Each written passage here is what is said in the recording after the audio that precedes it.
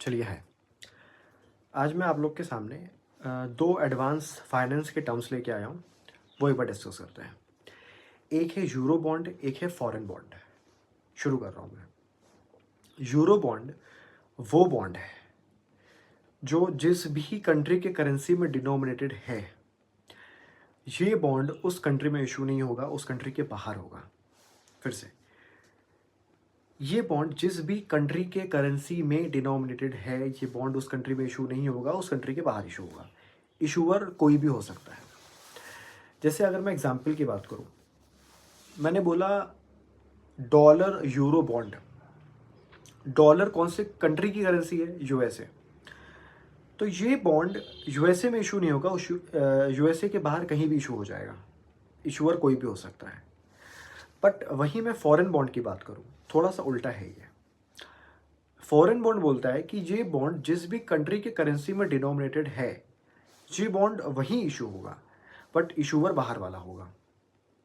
उल्टा पॉइंट है। फिर से, फॉरेन बॉन्ड वो बॉन्ड होता है कि ये बॉन्ड जिस भी कंट्री के करेंसी में डिनोमिनेटेड है, थोड़ा भारी है, ये बॉन्ड उसी कंट्री में इशू होगा, बट इशूअर बाहर वाला होगा। जैसे मैं एग्जांपल देता हूँ, फॉरेन बॉन्ड के 3 कैटेगरीज हैं: samurai, bulldog, Yankee. Samurai, bulldog, Yankee. मैं बुलडॉग को समझा रहा हूँ। बुलडॉग का डिनोमिनेशन ग्रेट ब्रिटेन पाउंड में है, GBP। ठीक है, GBP कहाँ की करेंसी है? यूके की। तो ये बॉन्ड यूके में इशू होगा, बट इशूअर यूके के बाहर वाला होगा।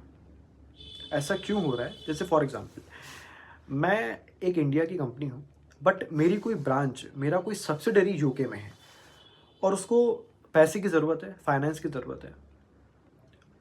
मैंने क्या किया? मैंने इशू किया बुलडॉग बॉन्ड, लेकिन कहाँ इशू किया? यूके में। इशू कौन कर रहा है? बाहर वाला, मतलब मैं इंडियन कंपनी।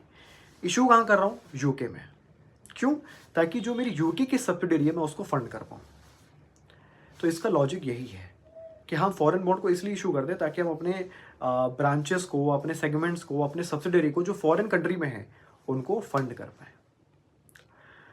तो ये था आपका euro bond, foreign bond. Euro bond जिस भी कंट्री के करेंसी में डिनोमिनेटेड है, ये वहाँ इशू नहीं होगा, उसके बाहर इशू होगा। इशूअर कोई भी हो सकता है। फॉरेन बॉन्ड, ये बॉन्ड जिस भी कंट्री की करेंसी में डिनोमिनेटेड है, ये बॉन्ड वहीं इशू होगा, बट एक कंडीशन है, इशूअर बाहर वाला होगा।